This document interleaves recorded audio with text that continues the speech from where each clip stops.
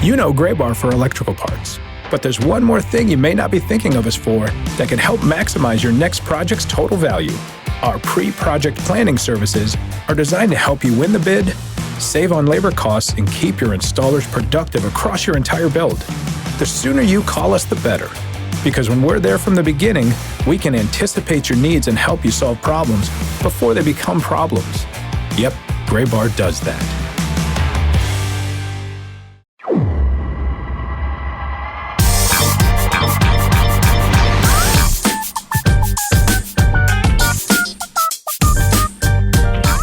Before we open this week's episode of the Show Before the Show podcast, I have to ask Sam Dykstra, who's on your shirt? Is that Bruce? I did not plan this out. This is not like Sam's going to be wearing a band t-shirt every week. This is just how my wardrobe works out right now.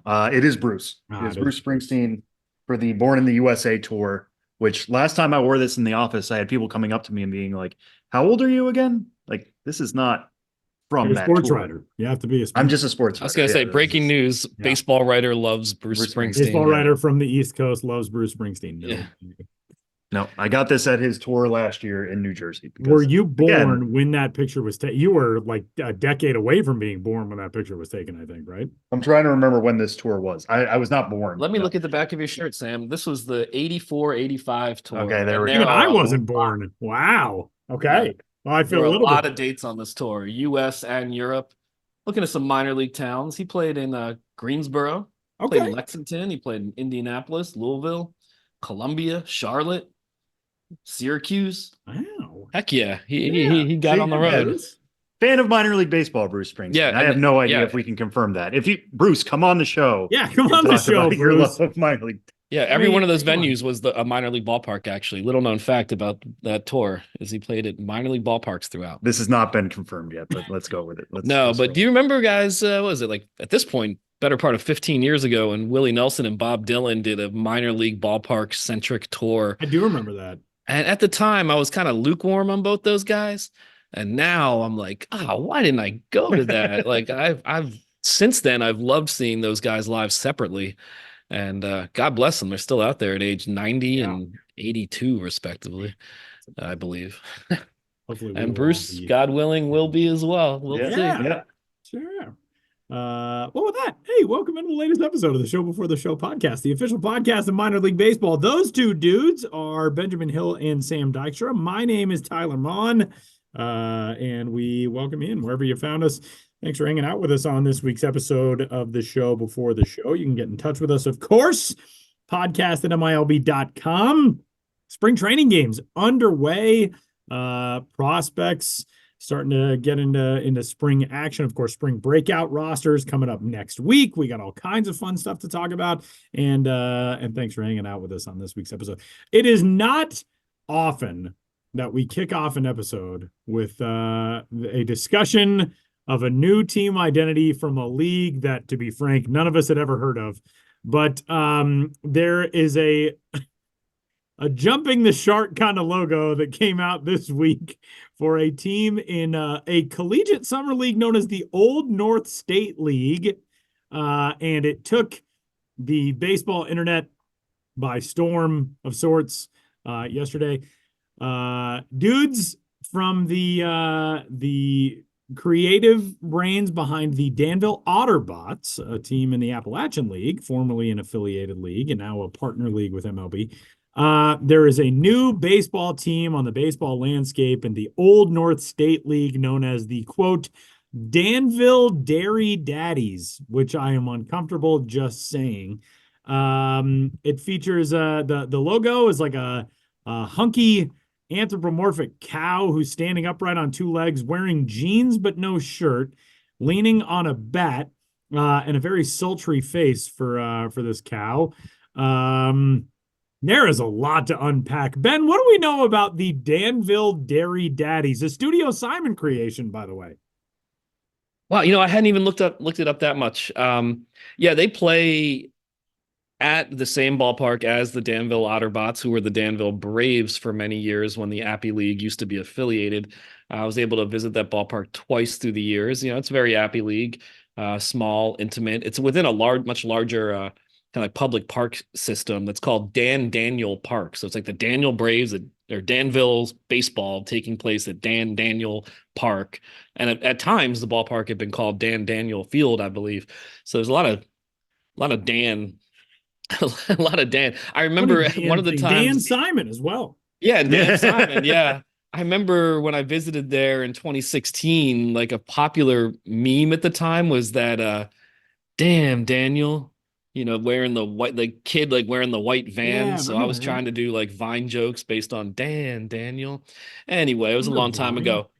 But I have a sense, and I haven't looked into this, but Austin Scher, I believe that's how you say his last name, Scher. I should know. I've known the guy for a long time. He was with the Daytona Tortugas for a while, went to the Appy League, rebranded, the Danville Braves once that league went summer collegiate as the Otterbots, which is a pretty unique name. So I think he has something to do with kind of being on the forefront of pushing the envelope with team names. So the Otterbots will now be sharing the field with the Dairy Daddies. It is designed to provoke, I believe, get a reaction. There is a sex appeal, would we say, to this cow? I don't know. The internet loved it. I mean, he's shirtless and he's got a belt buckle that says DD. Yeah, sultry is a good word, Tyler. And they're the Dairy Daddies, and they got merch already that says like "get milked" and all this kind of stuff. So should we also mention the sizes of the shirts? Well, the shirts come in your regular small, medium, large, extra large, but the way that they've designated the sizes on the website are skim, 1%, 2%, whole, creamy, and I think extra creamy. Yeah. They just the cow's name, by the way, is McCreamy. Yeah, McCreamy, and they play on a field of creams. That's what they're calling their playing field. Boy, oh boy. Things that I'm not sure you could get away with if you were an affiliated league. I also not sure. There has to be a Grey's Anatomy nod, right? I've never even watched that show, but remember when that was like so in the zeitgeist, like nothing could go through a prism of anything pop culture without being related to Grey's Anatomy for like 5 minutes in the mid 2000s. And is that show apparently it's still on TV? That show's been on TV. It is still since, on TV. 1990. It's just a soap opera that happens at night. That's what I've decided about Grey's Anatomy. But yeah, McSteamy, McDreamy. Now there's a McCreamy. I mean, all good things come in which we were all waiting for. The other show finally dropped. We were all waiting for it.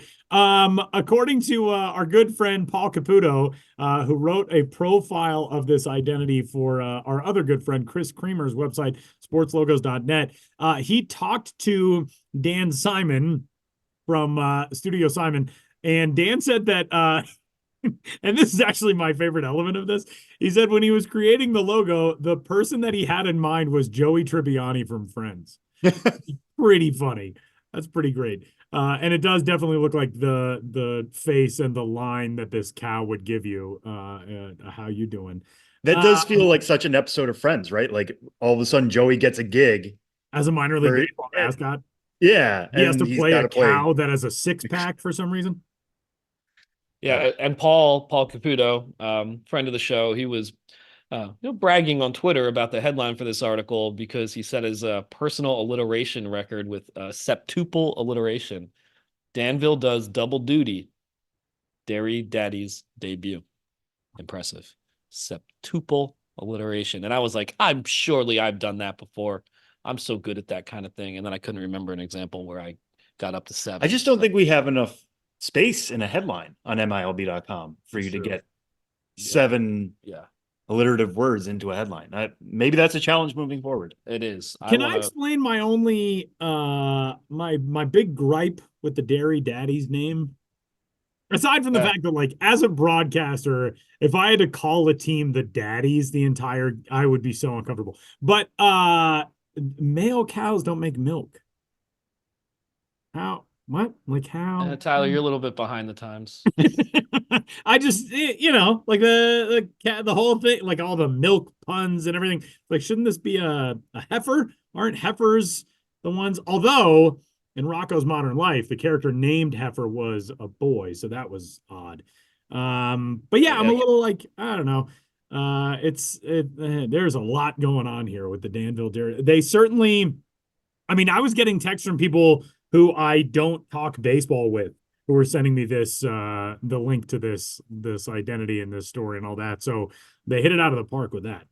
Yeah, I mean they've certainly captured the attention of everybody, and as we were kind of talking off air before, I'm a little worried about what the next step beyond Dairy Daddies is. This kind of feels like we've hit as far as this could possibly go, and yet in this business, everybody's one-upping everybody all the time. So yeah. When it came out, I did text you two and Josh Jackson and say, all right, we have more than Jump the Shark now. Like, there have been a lot of shark jumping names. It actually kind of surprises me that a team has not done an alternate identity night called like the Shark Jumpers. I used to say that on Twitter and in my blog years ago all the time. I thought it was inevitable, but I don't recall that ever happening, because it seemed like, I think, we're in the affiliated world. It's gotten a little more conservative, and it was kind of pushed as far as it could go anyway. I think once we got the Trash Pandas, I think we're seeing maybe that moment have peaked in the affiliated world. But, right.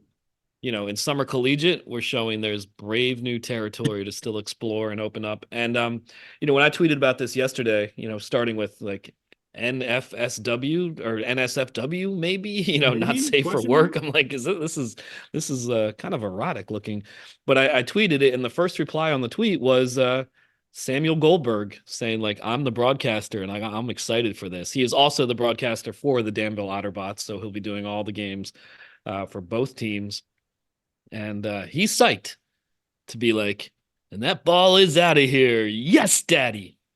Or whatever the catchphrase may be. I'm leaving that. Oh, no. I'm leaving that alone. I'm leaving. So many people just got their new alarm in the morning.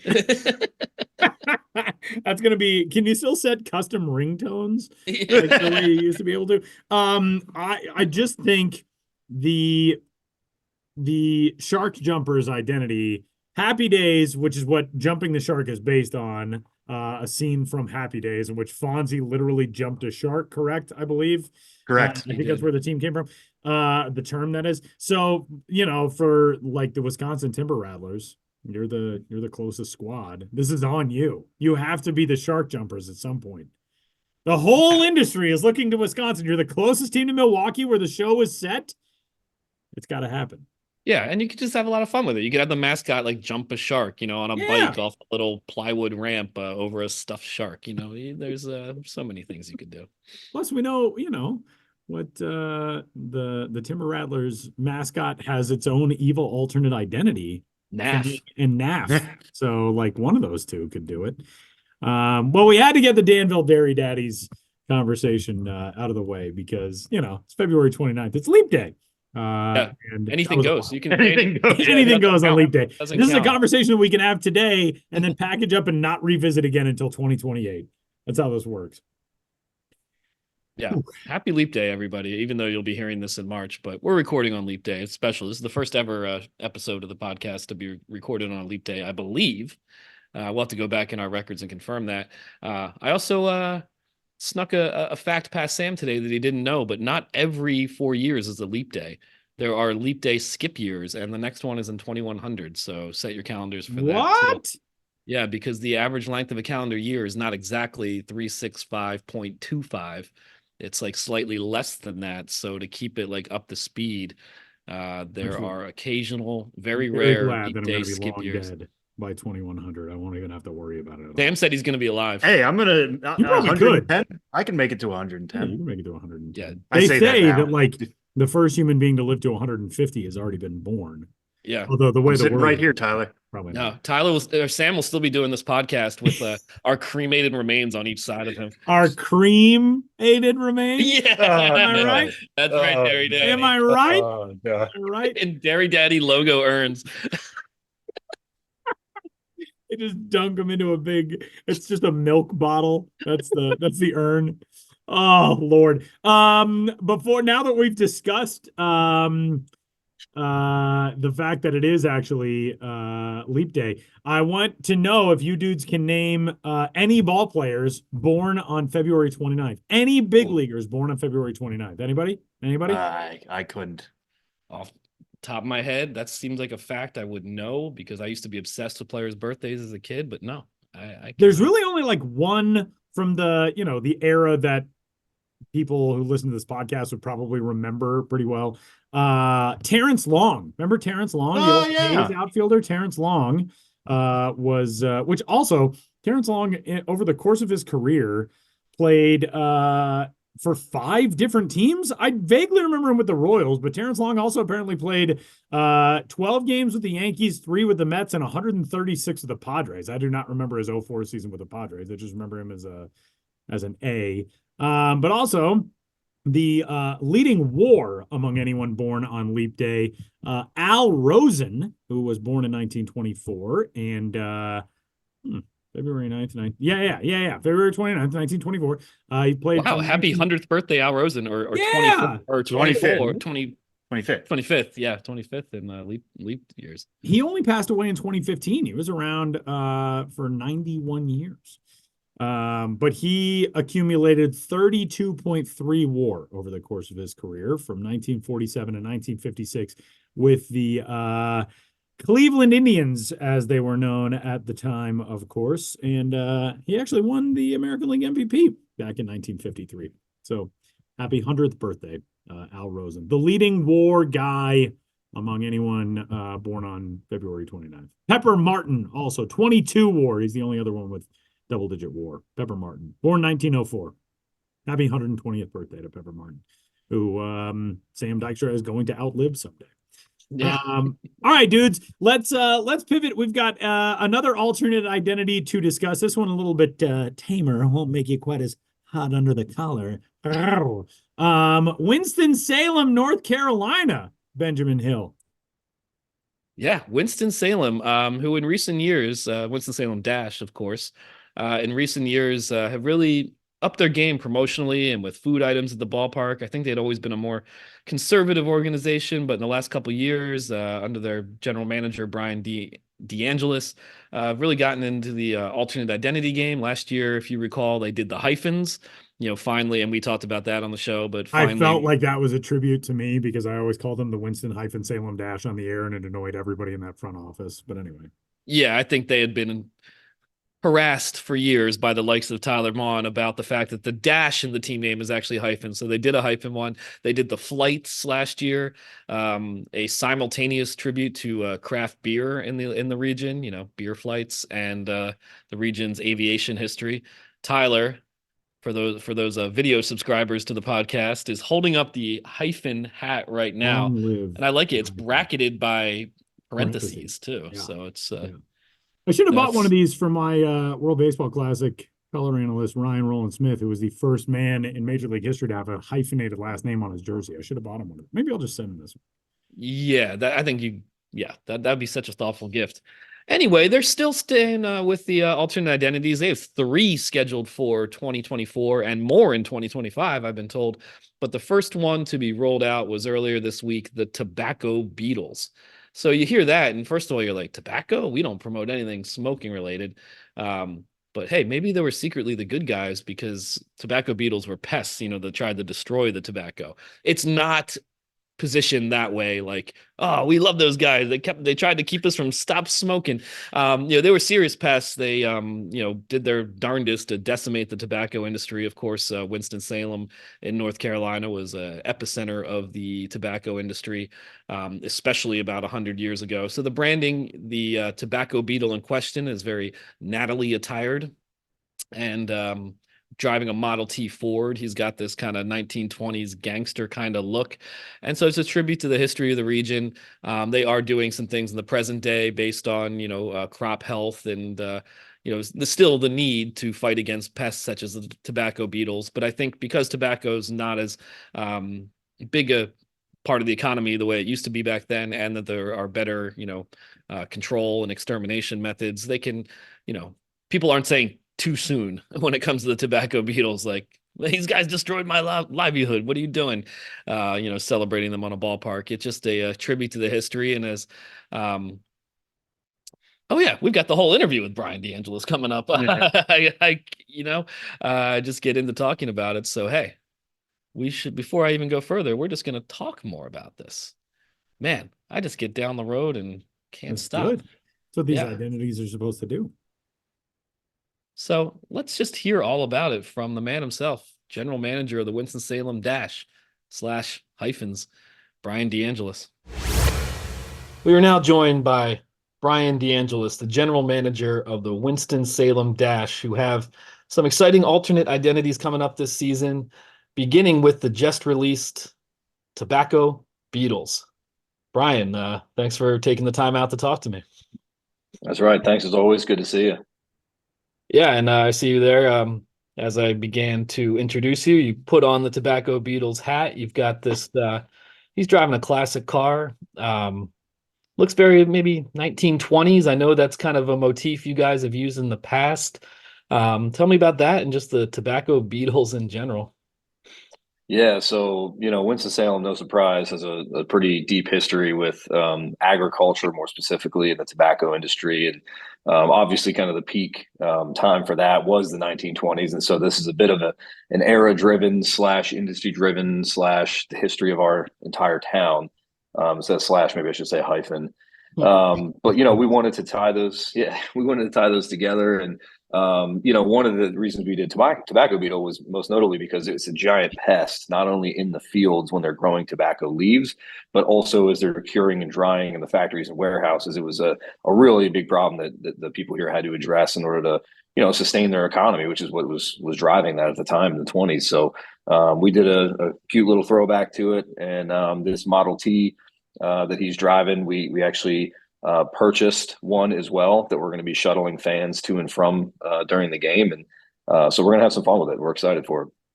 Yeah, a tobacco beetle, as you said, is a pest, and I'm sure there were eras of Winston-Salem history and a lot of other regions that grew tobacco and other crops where these things were looked at as, public enemy number one. The tobacco beetle looks like a bit like a gangster who would be public enemy number one. I guess enough time has passed. It's not, people aren't going to say too soon in terms of celebrating this, but what was your approach to this, knowing that it is a pest? You're celebrating something that was a major problem.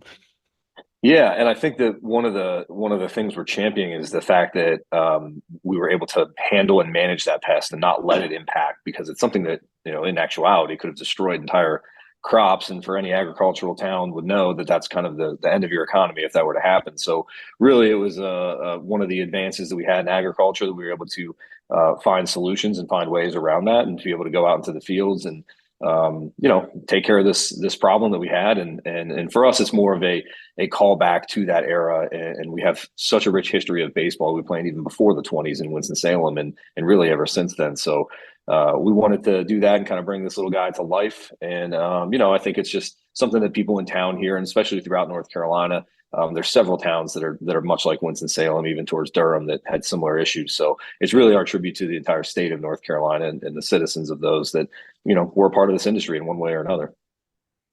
Yeah. And when I saw this identity, I'm always racking my brain, having done this for as long as I have, of things that might be similar or possible inspirations. And I did think of the boll weevils, the Piedmont boll weevils, who became the Kannapolis Intimidators, and now they're the Cannonballers. But that was kind of a similar identity, as celebrating a bug that was a pest that yet everybody knew. Did you take inspiration from that or anything else, or was this an idea that kind of came about independently?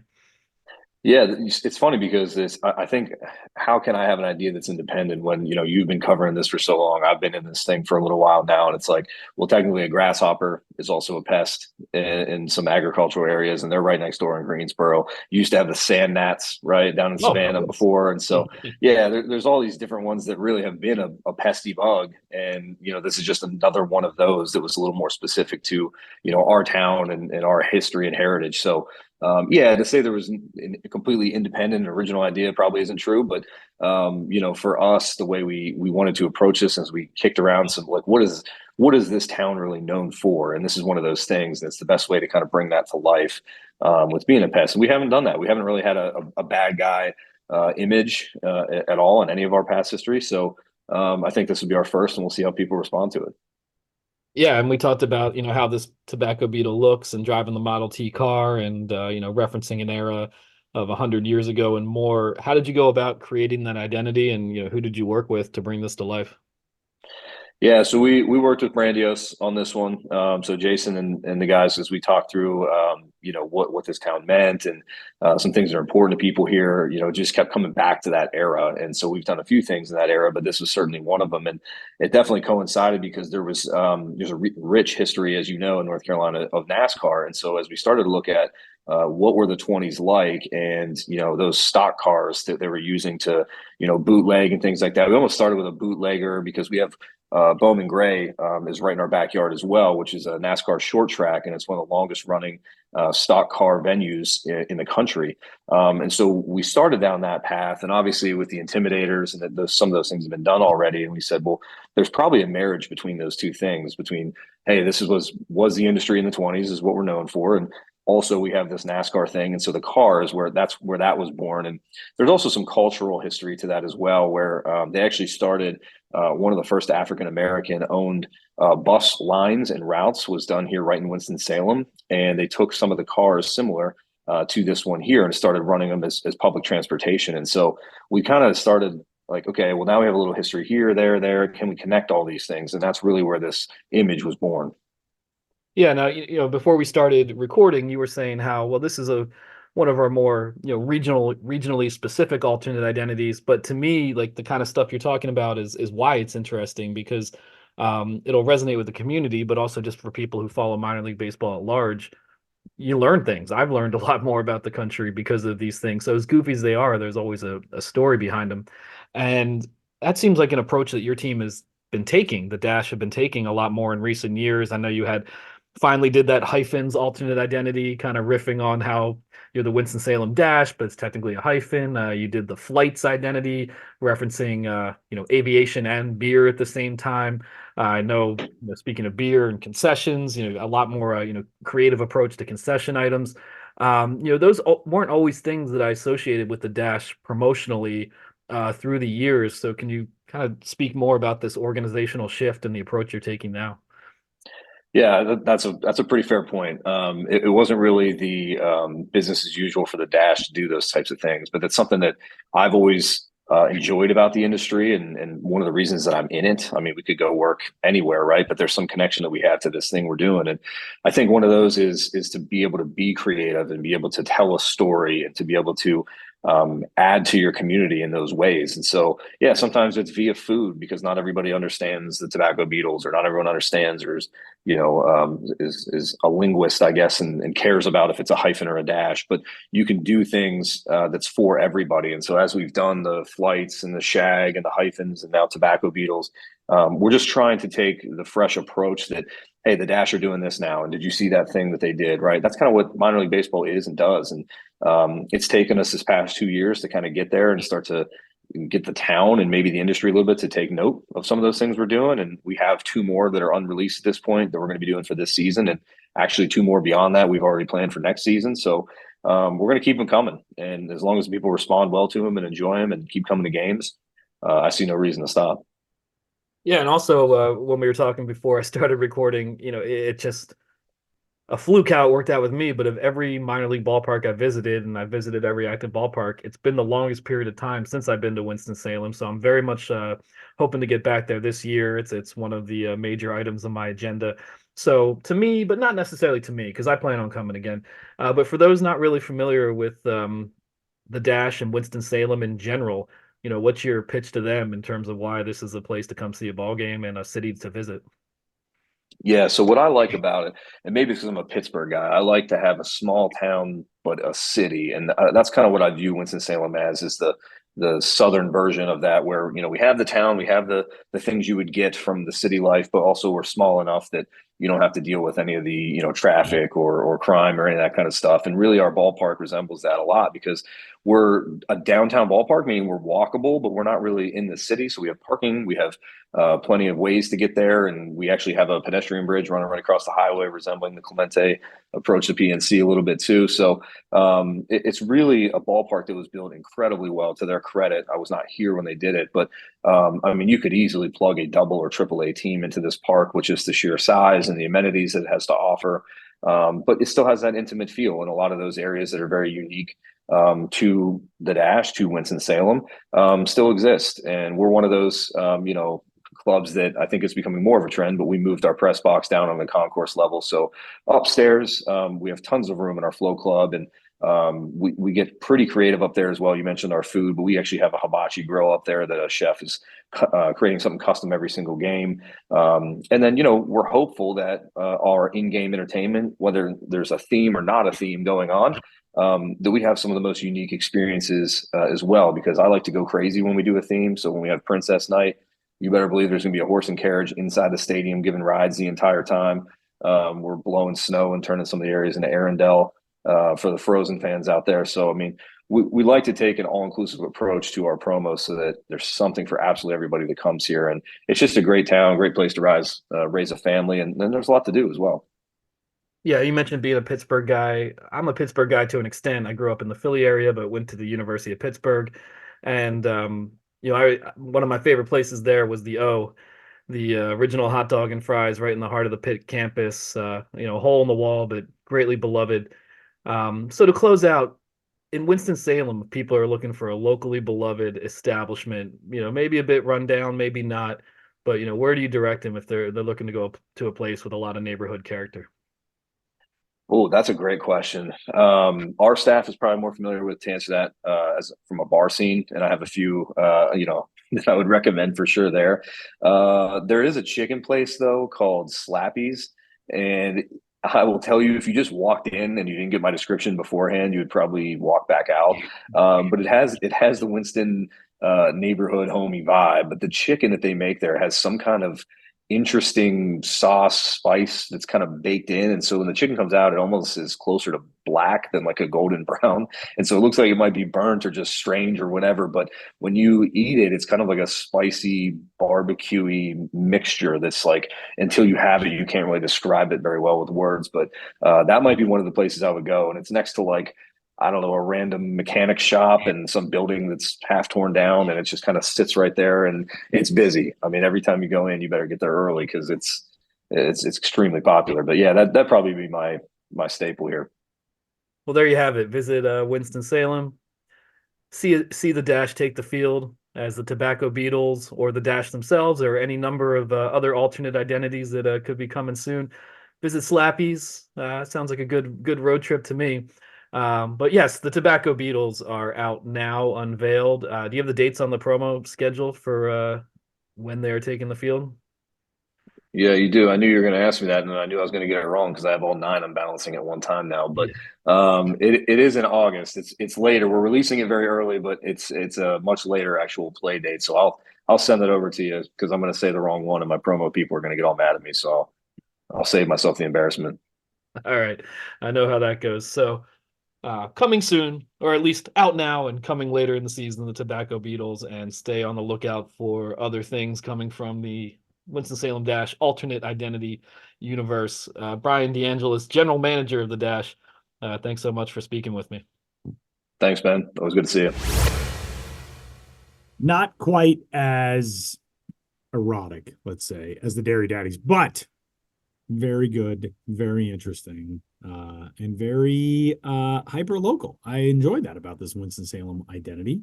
The ability to eat through tobacco leaves seems very hearty, and you want to have a hearty baseball team. That's what I'm going to attribute this to. It's all heartiness. I agree. It's very hearty. And speaking of eating, in that interview, I asked Brian DeAngelis about his little local hole in the wall Winston-Salem recommendation. And he said, of course, for those who just listened to this, but Tyler hasn't yet, Slappy's Chicken. So Tyler is a former Carolina League. The Dash are now in the South Atlantic League, but back in the day, they were in the Carolina League. And you were a broadcaster, of course, from Myrtle Beach. Did you ever go to Slappy's Chicken? Or if not, did you have any Winston-Salem establishments that stuck out to you this many years later? And now I'm really bummed that I did not make it to Slappy's Chicken. I do remember going to, is it Foothills Brewing in downtown Winston? There is a very good brewery in downtown Winston-Salem, and I do remember going there. But more than that, what I remember is this is a different time. This is a different era, food-wise. There were very few places in the Carolina League map that had a Chipotle back then. It was like Winston, Frederick, and depending on the hotel we stayed at, Potomac, which of course is now Fredericksburg, which weirdly is the hat that I'm wearing today. But the Winston-Salem hotel that we stayed at was within walking distance of a Chipotle. And like 2010, that was money for me. So that was where, that was where I consumed a lot of calories on the road in Winston-Salem. But now I'm a little bummed that I didn't go hyper local. That later on in my broadcasting career, that's the thing that I do now is like I go to a place, I'm like, what is the local place that I need to try here? Back when I was 24 or 25, I did not do that nearly as often. I'm a little disappointed in myself. There's still time to change. Okay, good. Yeah. Acknowledgement is an important first step. Yeah. Foothills Brew Pub is what it's called. Foothills Brew Pub. Very cool place. Very cool logo. Very good beers. They're not a sponsor of the show, but if they wanted to send us some swag and some beverages, we obviously wouldn't turn it down. Well, good stuff from Winston-Salem, and that helps us dovetail into yet another alternate identity, which is a new one from the Great Lakes Loons, and is a very Midwest feeling summertime thing. The Great Lakes Loons are going to go as the Great Lakes Pontooners for select games. Ben, give us the lowdown on the Pontooners. It's a very big boat in this logo. A pontoon boat, one might guess. It is a pontoon boat, yeah. July 11th to 13th in Great Lakes, which is actually Midland, Michigan. Great Lakes Loons. They will be the Pontooners. Midland, Texas, home of the Midland Rockhounds. Yeah, exactly. There's the Midland Rockhounds in Texas, the Great Lake Loons in Midland, Michigan. The Loons, as their name would imply, Great Lakes, are near a Great Lake. They are close to Saginaw Bay, which is part of Lake Huron. And there's a whole lot of other smaller bodies of water in the area. And it's a big thing in that area. Michigan, and I'm sure in Wisconsin and Minnesota too. The summers are short, the winters are long, so people really love to get out in the water while they can. And pontoon boats are a huge thing in that part of Michigan, and I'm sure other areas. They're pleasure boats. They don't go very fast. They're built for having a good time just out on the water, with your friends. So that's what they're trying to celebrate with the Pontooners identity. As you guys mentioned, it's a big old boat logo. The boat is of course anthropomorphic. It's got a grin on its face, or a little bit of a scowl even. I don't know why. He's a pleasure boat. You'd think he'd look a little more pleasurable. There's a, alternate logo or sleeve patch logo of a shirtless guy on a tube holding up a canned beverage of some kind, having a good time. Not nearly the same physique as McCreamy, by the way. No, not at all. He does not have the Dairy Daddy physique, but he's just having a good time. He's not here to be judged. And, yeah, and in talking to the team, I talked to Chris Worsley, their assistant general manager, and he was saying, and this is often the case, I think, for teams that play in largely cold weather regions, they're in competition. I'm sure a lot of the front office staff themselves loves these activities, but with such a short window for summer and the height of the baseball season and really getting people out to the ballpark, one of the biggest competitions is people going out on the water. I've heard that about various teams through the years, in Appleton, Wisconsin, and Missoula. They used to be the Osprey, now the Paddleheads. It's tough, when people just are really trying to maximize their summer to bring them to the ballpark. So this is kind of a, if you can't beat them, join them type of thing of like, we're going to bring there's not going to be a lake at the ballpark, but they're going to have pontoon and party barge seating areas. 80s yacht rock dueling pianos, which sounds like a pretty good time. Beach towel koozie giveaways. So it's just kind of a salute to the larger region. And in the course of our interview, and this is an article that was featured in my newsletter on milb.com/mlb.com. And this part wasn't in it, but I said, I've only been to Great Lakes once, to Midland once. And the thing I remember is the Tridge. It's this bridge with like 2 or 3 different points of entry that converge. And I'd never seen a Tridge before. And I said, are you ever going to do a Tridge type of thing? And he said, probably not. Because, that's Midland specifically. And we're Great Lakes Loons. And we want to, Midland's a fairly small town. We want to do things that speak to the larger area, not just Midland itself. But if you ever do go see the Loons, take a walk on the Tridge, because what else are you going to get to hang out on a Tridge? It's the only time I've been on it. I was going to say, the fact that it's called the Tridge just makes me think like the fact that bridge starts with B isn't because it's a dual thing. It's not. There's no prefix with bridge. I don't know. I like it. It's got me thinking. That's all. No, I don't know where the name came from in that regard, but it works. It works. No, it's the Tridge. You know what it is based off the name. Yeah. That's the important. And I remember Midland being a really beautiful town. I mean, it's the headquarters of Dow Chemical, which is what kind of made it a substantial town in the first place. And Dow still has a presence there. And they funded a lot of, cultural stuff, and it made a nice place to live. I'm not so sure about Dow Chemical in general, but I need to do some research. But I'm gonna say probably don't drink any pond water. Dudes, the pontooners will be out this summer for the Great Lakes Loons, and it does seem like a very fun, afternoon thing to do on a Saturday in Midland, Michigan, or nearby. It's a place I've never gotten to explore. I haven't gotten to really go. I've been to Detroit, but I have not been elsewhere in Michigan. Michigan seems awesome, and I have not gotten a chance to explore. Yeah, I only really did a full trip in Michigan once, like 2013, and I hope to get out there again soon, maybe even this season.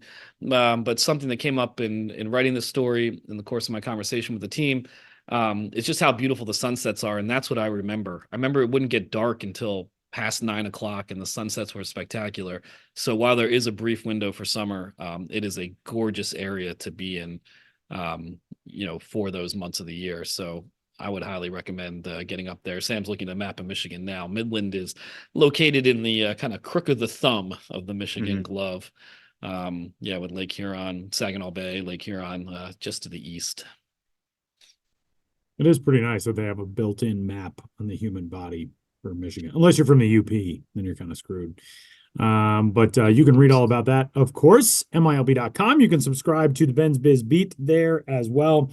And coming up, Sam and I are going to discuss some on-field spring training things as games have kicked off for 2024. Then Josh swings by with Ghost of the Miners, and we're back to wrap it up later on.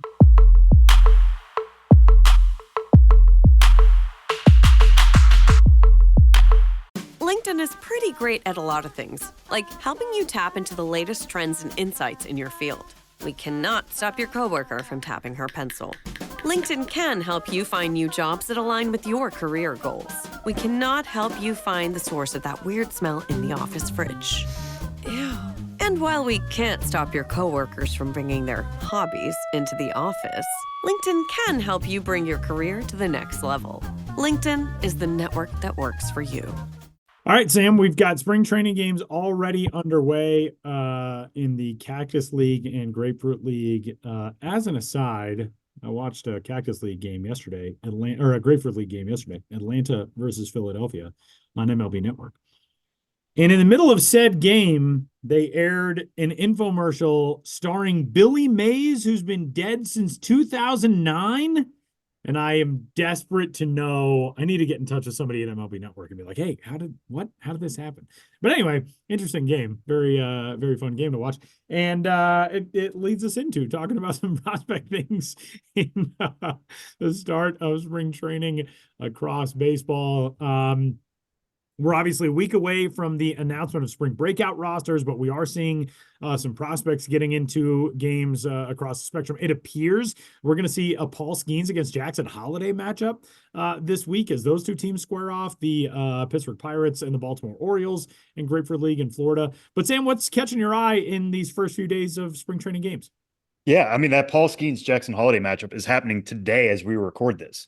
The Orioles and Pirates are playing, and that game features the five most recent number one picks. So it's Paul Skeens from last year, Jackson Holiday from 2022, Henry Davis from 2021, and then Adley Rutschman from 2019. All of those guys are in the starting lineup. Unfortunately, that's happening today, and it's not something we can preview. So go check out that box score. We don't know how it ended up for anybody involved. But hearing from people I know in Florida right now, especially Jim Callis, who's covering the Grapefruit League for us, making the journeys through Florida, I will be joining that leg on Sunday myself. But it sounds like Paul Skeens is very excited about it. Jackson Holliday is very excited about it. And we could see those two actually face off on TV this time, because that game, unfortunately, is not televised. The Pirates and O's are matched up again for spring breakout. That is the Florida opener. So that game will be on TV on MLB Network. So hopefully both of those guys are in that game and facing off against each other again. And we can see kind of round two between those two guys. But in terms of like what stood out for me so far in this first week, I think the thing that's like popped most is that it's like kind of the spring of the big dudes. And I don't mean that just necessarily big names. I mean like literally big dudes. James Wood, entering Thursday, has been 5 for 11 with 2 homers and only 1 strikeout. He's walked 3 times so far for the Nationals. He's scheduled to start today's game on Thursday. So that means he's appeared in all 6 of the Nationals spring training games to this point. Davey Martinez, I know, loves the guy. One of the big things that's come out is people are starting to see his speed, which is something those of us who have covered James Wood for a few years now, dating back to his time in the San Diego Padres system, have always known that's in his bag. But he's 6'6", 6'7". Like he doesn't have to move very quickly to move. That's not the best way to put it, but he just has such long limbs that he eats up grass or dirt if he's running on the base paths.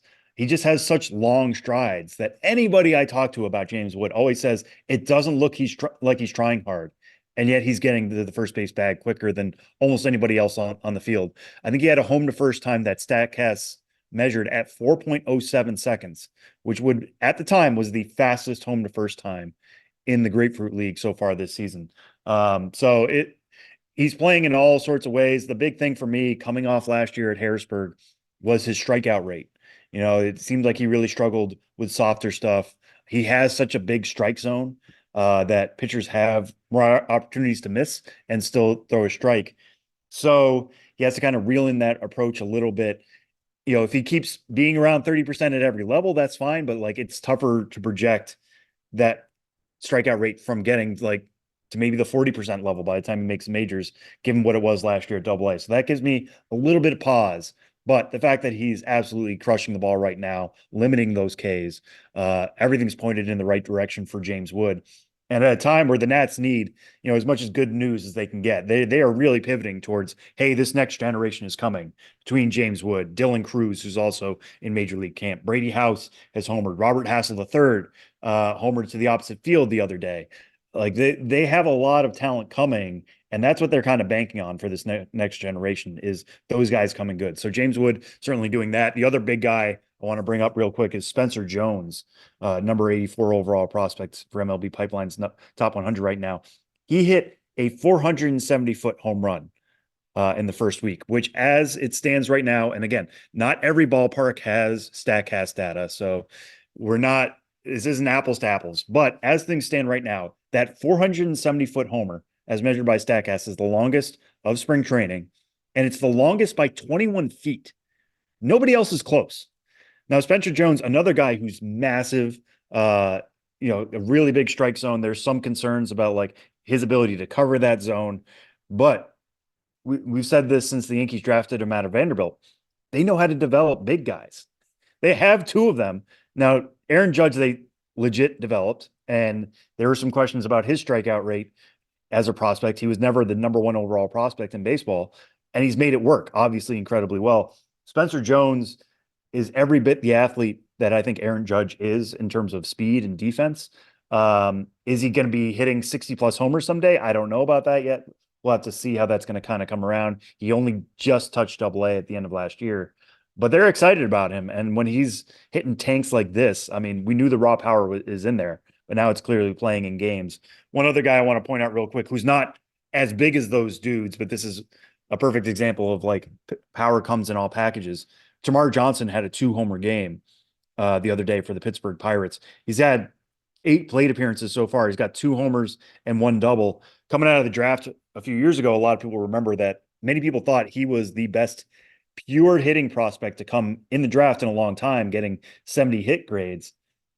Then last year, it kind of flipped. He was more power over hit. The best thing about him offensively from a hit tool standpoint was that he took a ton of walks, was not expanding the zone. But he's got that lift and that swing and it certainly has played already for Pittsburgh. I still have high hopes for Tamar Johnson. I know the shine's come off him a little bit. We have him ranked at number 44 overall. It's indicating that we still believe in him. But if he's hitting like this for power and his approach is going to be that good, I think the hit tool is going to come around. I think you're going to see him hitting 280, 290. And then all of a sudden, if he's adding like 30 plus homer power to that, that's really special, even if he's just sticking at second base. So a lot to be excited for on that Pirate side, but it's been kind of incredible. I don't know about what you've seen, Tyler, but just to see how prospects are playing this quickly, there haven't really been a lot of top dudes who have straight up struggled. I mean, maybe like Wyatt Langford isn't tearing the cover off the ball like we maybe expected. But overall, I mean, these guys are taking advantage of the opportunities given to them. The thing that really excites me too is the amount of these guys who we could see in spring breakout games coming up over the next few weeks, because they're already getting into a good rhythm. It feels like here in the last week in February and then on into March. That's going to be really cool. And I think that whole initiative is just such a great idea and a great concept. And for fans, if you're watching your team's top prospects and it looks like, oh, these dudes are ready to go, rather than, oh, right, it's the first or second week of spring training, that's a really exciting portion of this spring as well. So a lot of good stuff coming from the early returns from prospects here in 2024. And anything else that's caught your eye? Anything else that's standing out as far as themes that either in the early going or as we get deeper into spring training you're keeping tabs on? Yeah, I mean, one that I'm definitely going to be following pretty closely is Jackson Merrill and his role in San Diego. Jackson Merrill is coming off a year last year. He split it between high A and double A, got off to a rough start with Fort Wayne. I think a lot of people thought he would actually open with double A San Antonio. That didn't happen.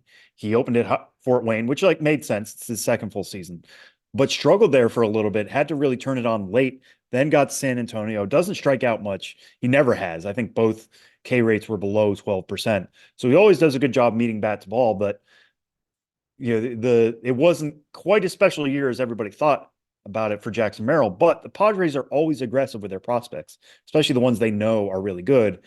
We have Jackson Merrill down for a 65 grade hit tool. You can go up to 70 if you really believe in it. I think it's at least a 60.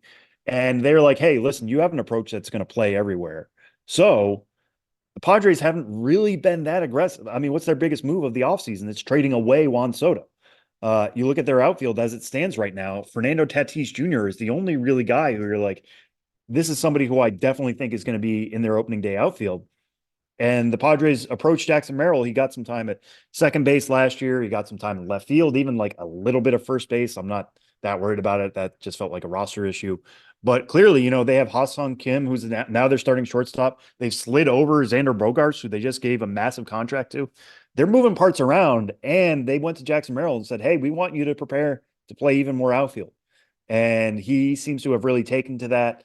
He made a really nice catch in their opener the other day against the Dodgers.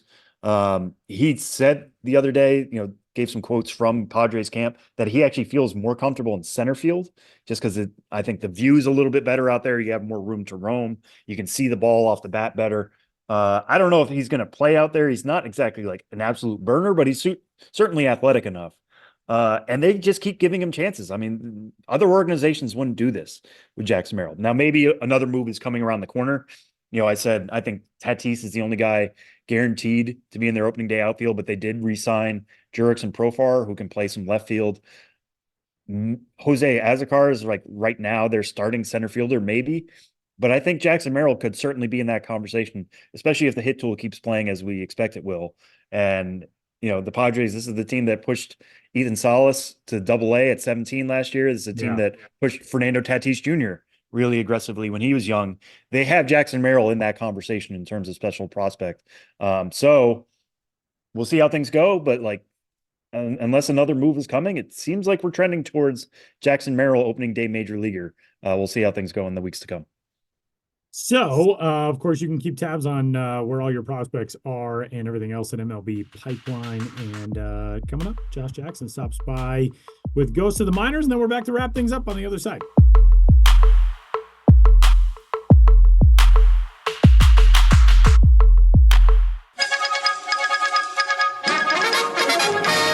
We interrupt this podcast to bring you another thrilling edition of Ghosts of the Minors. Now, here's your correspondent and host, Joshua Jackson.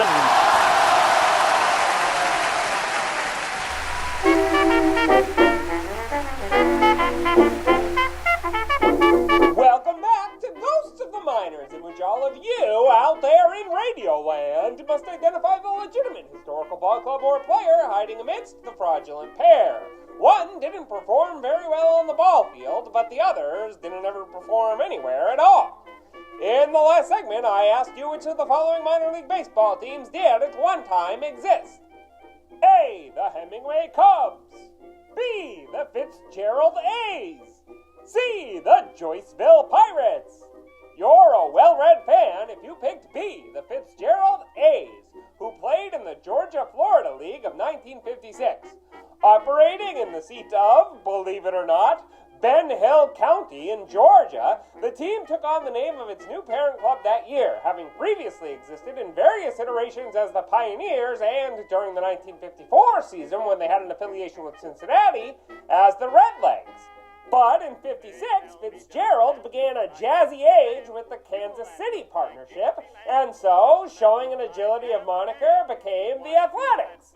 Considering the American League's A's were 52 and 102 that season, it should come as no surprise that the Georgia-Florida League's A's did not ace it either. Managed by Wilson Tobbs legend Red Treadway, that year Fitzgerald played like a lost generation, making the league into a story of the beautiful and the damned, with our A's nowhere to be found this side of paradise. However, tender was the night of June 2nd, when Fitzgerald hurler Hank Zostak tossed a perfect game in a 7-inning tilt against the Brunswick Pirates, spanning 9 in a twin bill opener that was over in an hour and a quarter. But even those Bucks bettered our A's in the end, with Brunswick finishing 62 and 76, and the A's way down in Z, dead last with a 47 and 92 record. Fitzgerald continued to compete in the Georgia-Florida League in 1957, but with a new parent club and a new name. Under the wing of the Baltimore Orioles, the Fitzgerald Orioles were helmed by a budding player-manager by the name of Earl Weaver. And that's how the boats beat against the current for the Fitzgerald A's. Now, on to the question for next time. Which of these players took the field in a galaxy close to home in the minors of yesteryear? A. Han Soler. B. Prince Leiter.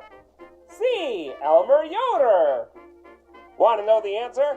Use the Force, or tune into the next Ghost of the Miners. But for now, you'll have to excuse me. My producer Ben Hill is at the seat of his county, and the voters are taking a stand.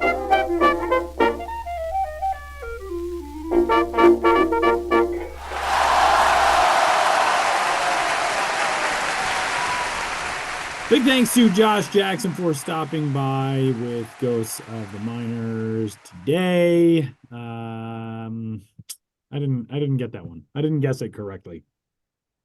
Yeah, I like the Ben Hill reference though. That team was playing in. There's multiple Ben Hill references. Ben Hill County. Yeah, multiple. Ben Hill County. Yeah, they're playing in Ben Hill County. My grandmother, on my dad's side, lived in the Atlanta area for a lot of years when I was a kid, and would occasionally take pictures of signs for like the Ben Hill exit, and I thought that was really cool. But all these years later, I'd never been to Ben Hill. And then recently, it was just a couple weeks ago, an intern for the Spearfish Sasquatch, if we're really going down a summer collegiate rabbit hole today, was announced by the team, and his name is Ben Hill. So I almost want to do an interview with him on the show, just like 5 minutes, just be like, hey, you're Ben Hill in baseball. Tell me about yourself. Yeah. Or you have to fight him for Ben Hill supremacy. Fight for supremacy. One Ben Hill. Yeah, that's true. But I choose to be inclusive. I didn't want to make it a fight. Either way, we should record it for the show. I mean, the ratings would just be through the roof. That is true. That is definitely true. The only thing that'll surpass that is when we get Bruce Springsteen on coming up soon, which is going to be very exciting. Oh yeah, of course. Right. Talking about the Lakewood Bruce Claws or Jersey Shore Bruce Claws. I'm just going to wrap every episode from now on saying next week on the show before the show, Bruce Springsteen swings by. That's going to be it. All right. Before we go, we've got another quiz from the quiz master himself, Ben Hill. It is not about February 29th birthdays, but happy birthday, Terrence Long. Ben, what do you got? Yeah, last week, tried to make you guys guess who turned out to be Steve Balboni, and by giving clues about his career. Today we have a pitcher. Don't start guessing yet, but it's a pitcher.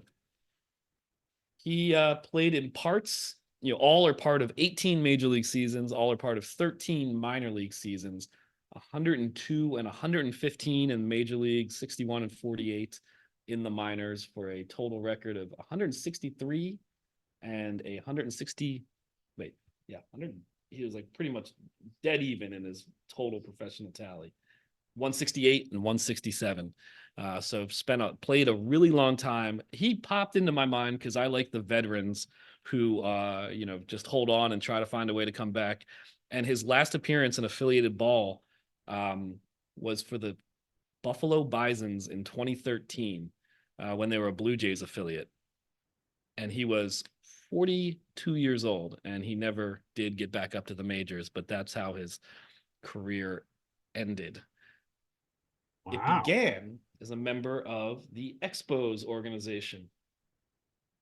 Way back in 1990, when he played for Rockford in 90 and 91, West Palm Beach in the Florida State League in 92.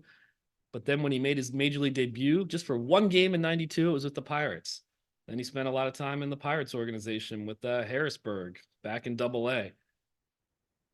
Then the Marlins organization with Charlotte. Then back in the majors in 96 with the Marlins, 97 with the Cubs, 98 back with the team that signed him, the Montreal Expos. Still has not really gained a football foothold at this point, even though now he's in his later 20s. Really got going as an established major league pitcher after spending a little time in the Kansas City organization, pitched for Omaha, and played for the Royals a little bit, then back to Montreal again, but then Arizona in 2001. Arizona in 2001. So he was on a staff with Randy Johnson and Kurt Schilling that won the World Series. And he was the kind of guy who was sometimes a starter, sometimes a reliever, pretty even split through his career between like being a reliever, being a starter. But did play for the Diamondbacks 2001, 2, 3, Toronto 2004, 2005, back to Arizona in 2006, Seattle, linking up with Jamie Moyer in 2007, 2008, and 2009, the Washington Nationals in 2010. Then back to Buffalo for the first time in 2011 when they were a Mets affiliate, played a little for the Mets, a little for the Cardinals at age 40. Can I just say the name that like is coming to mind for me? And I don't know if this matches up with all this, but I'm just going to say it because anyway. I have no guesses. Steve Traxel? Incorrect. I don't know why Steve Traxel just kept coming to my brain, but I was blanking on this guy's name when he popped into my mind at first, and I Googled pitcher poet. He had a reputation as a literary guy, and he was a published poet. John Lieber? He's from the Dominican Republic. Interesting. From the Dominican Republic. Why John Lieber came to Brian either. It's really sad how few Expos I can think of now. Like Expos pitcher, it wasn't Randy Johnson or Pedro Martinez. No idea. Wasn't Levon Hernandez? No, not. Cuban. The guy who really bounced around and just found a way to last into his 40s. Man, all the way to 2013. What's something else I can give you guys here? This is a tough one. Yeah. 16 and 11 for the 2007 Mariners. It was probably his like most impressive season with just simple stat wise. Again, a lot of bullpen, a lot of starting. Got that championship ring with the 2001 Diamondbacks. I have a dude who is in my head. I can see his face and I cannot think of his name. He has the same first name. He has the same first name as a surefire Hall of Famer who retired at the end of 2023. Miguel. Correct. Batista. Correct. Yes, that's who I was thinking of. It really is Miguel Batista because he was in the booth with us last year at the 2 years ago now, the World Baseball Classic qualifiers in Germany. He's doing some work with the commissioner's office these days. I had Miguel Batista's head in my brain. It's like, I know, I've seen this face. I know this face. I know who this dude is. And I forgot about the writing thing because that was something that we talked to him about. Yeah, he's a published author. And I want to say maybe, does he also write music possibly or play music? Maybe. Anyway, Miguel Batista. Yeah. That's a fun one. Yeah, because he had such a journeyman career. It's a 20-year big league career. He also, according to his Wikipedia, so it's correct, he also published a thriller novel called Through the Eyes of the Law, which was released in 2006. And wow, Miguel Batista. He's 53 now. But he was pitching like just over a decade ago. That's pretty dang cool. Yeah, I'm always fascinated by guys who end their long careers in the minors. Nothing rehab related, but just don't hang it up until they absolutely have nowhere else to go. We talked about Dave Kingman, did that last week. Of course, I love the Jamie Moyer example, who after getting released by the Rockies in 2012, signed with the Orioles and pitched for Norfolk. Then asked for his release because he didn't see a shot there in Baltimore, and then pitched for Las Vegas 51s, who were then with the Blue Jays.